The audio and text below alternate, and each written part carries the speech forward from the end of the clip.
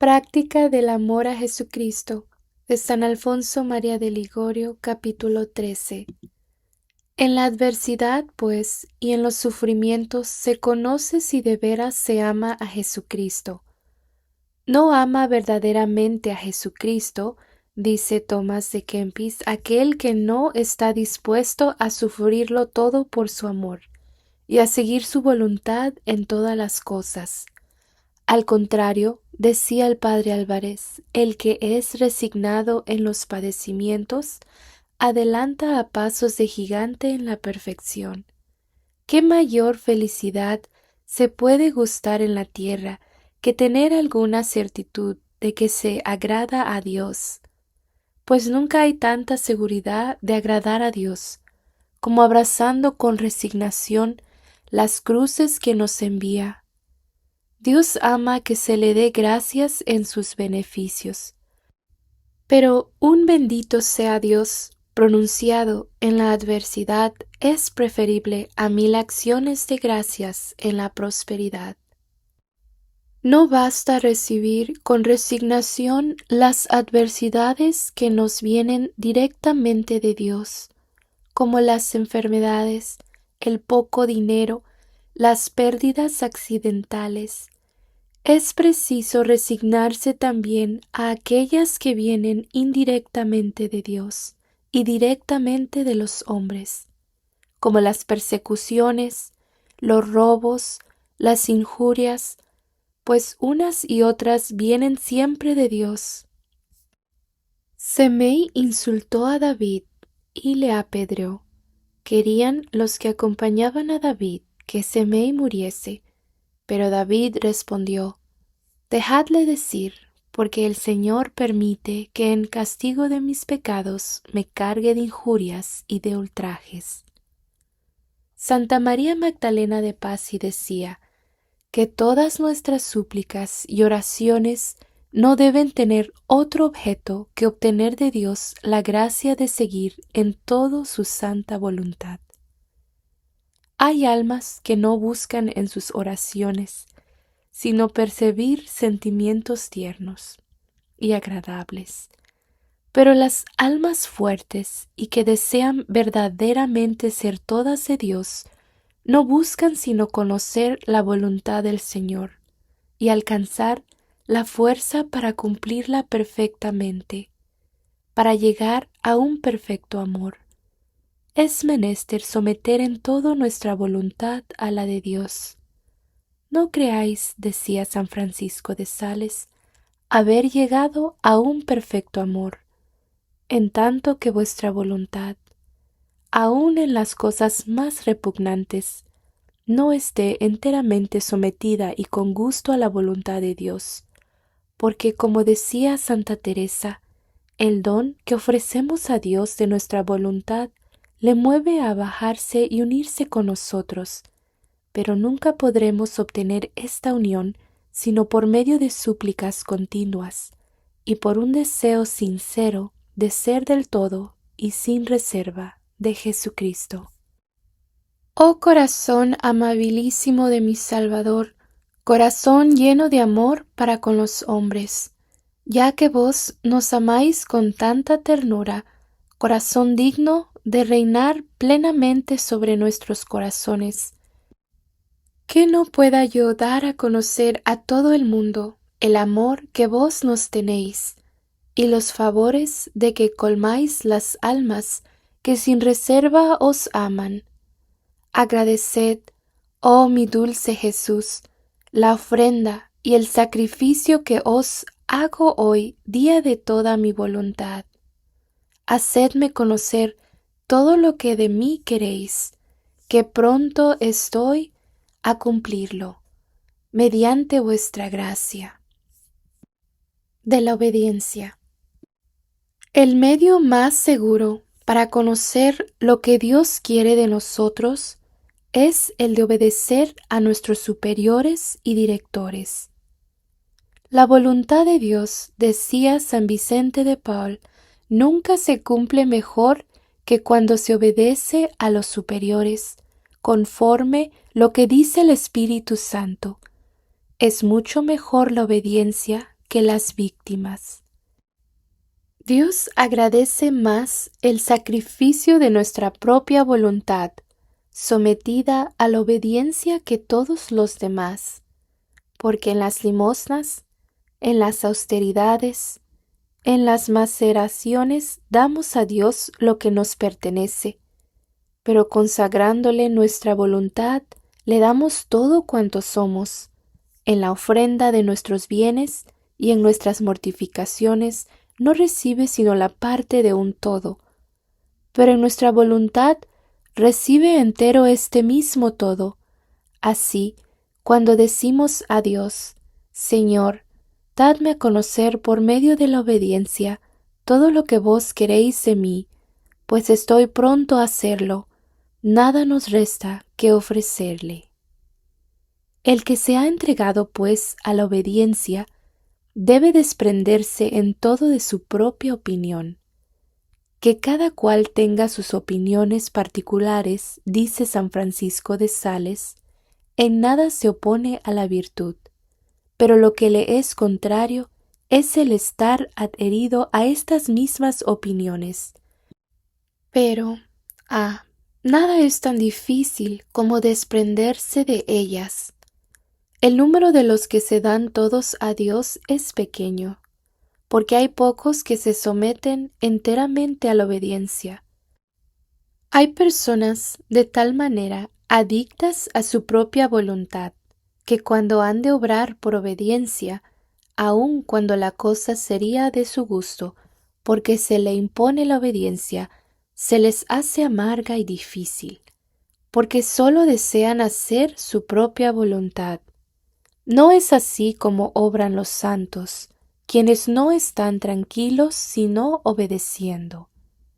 Santa Juana de Chantal dijo en cierta ocasión a sus religiosas, que por aquel día hicieran todo lo que quisiesen, pero por la tarde fueron a rogarla con urgencia que no les concediese más semejante libertad, pues nunca se habían visto tan conturbadas.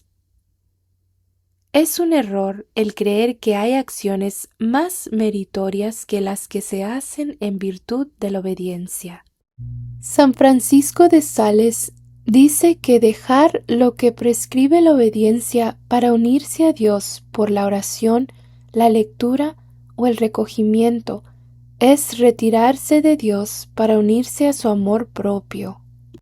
Santa Teresa añade que el que hace una obra buena en sí, pero contraria a la obediencia, obra ciertamente por instigación del demonio, y no por una inspiración de Dios, como tal vez se precia de ello, porque, dice la santa, las inspiraciones de Dios están siempre de acuerdo con la obediencia. Por esto, todo lo que pide Dios a un alma resuelta a amarle es que obedezca. Una obra hecha en virtud de obediencia es mejor, dice el padre Rodríguez, que cualquier otra obra imaginable. Vale más levantar una paja de tierra por obediencia que hacer una larga meditación y darse una disciplina sangrienta por propia voluntad. Santa María Magdalena de Pazzi decía que estimaba más ejercitar la obediencia que estar en oración, porque en la obediencia, decía, estoy segura de la voluntad de Dios, cuando no lo estoy en cualquier otra ocupación. Todos los maestros de la vida espiritual enseñan que vale más omitir algún ejercicio de devoción por obediencia que darse a él sin obediencia. La Santísima Virgen reveló a Santa Brígida que el que por obediencia omite una mortificación tiene un doble mérito, el de la mortificación que quería hacer y el de la obediencia que se le hace omitir.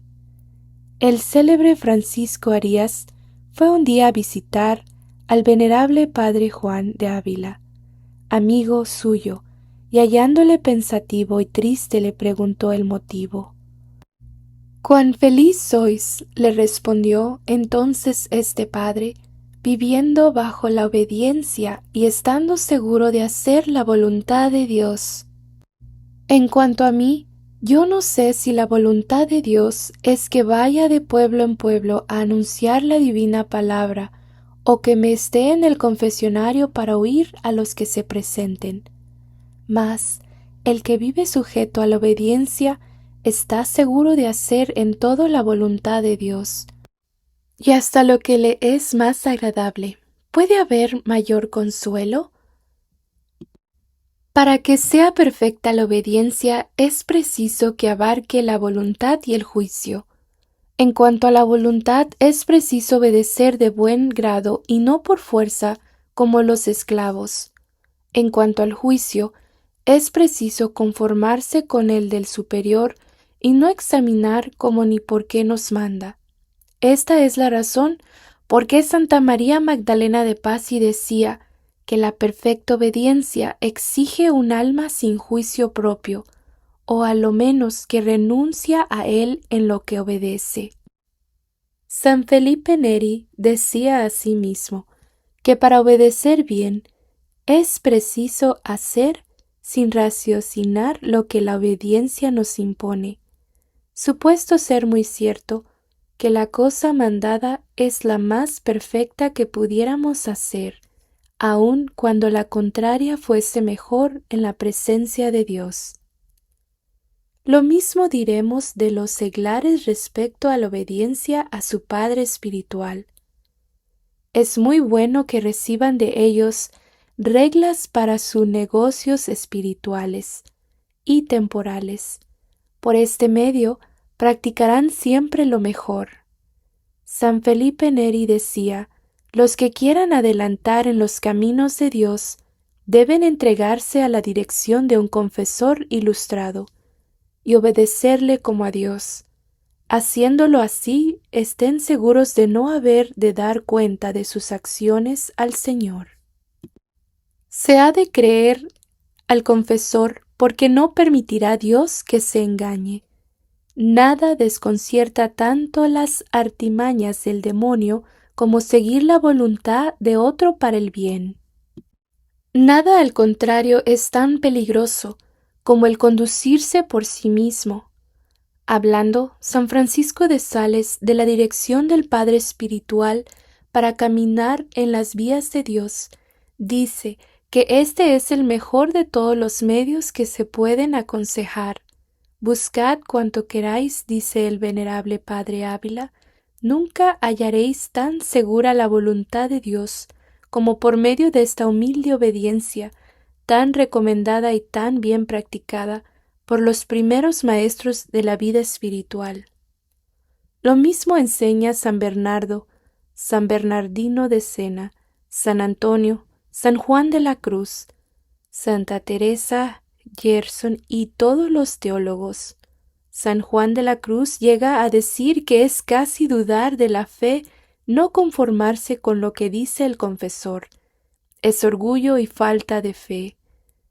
Así pues, entre las máximas de San Francisco de Sales, las dos siguientes son muy propias para consolar las almas escrupulosas. Primero, un verdadero obediente no se ha jamás perdido. Segundo, es menester contentarse con saber del Padre Espiritual que se va por el buen camino sin informarse del cómo. Muchos teólogos como Gerson, San Antonio, Gaetano, Navarro, Sánchez, Bonácina, Córdoba, Castropalo y otros son de parecer que el escrupuloso tiene obligación grave a obrar contra los escrúpulos, cuando hay razón de temer que le ocasionen un grave daño en el alma o en el cuerpo, como hacerle perder la salud o el juicio. Por este motivo, los escrupulosos deben tener más escrúpulo de no obedecer al confesor que de obrar contra el escrúpulo. Así que, por conclusión de este capítulo, ved ahí en qué consiste toda la perfección. Primero, en renunciar a sí mismo, o sea, a la propia voluntad. Segundo, en seguir en todas las cosas la voluntad de Dios. Tercero, en rogar de continuo a Dios que nos dé fuerza para ejecutar lo uno y lo otro. Gracias por escuchar este capítulo. Nos vemos en el próximo video. Bendiciones en la divina voluntad.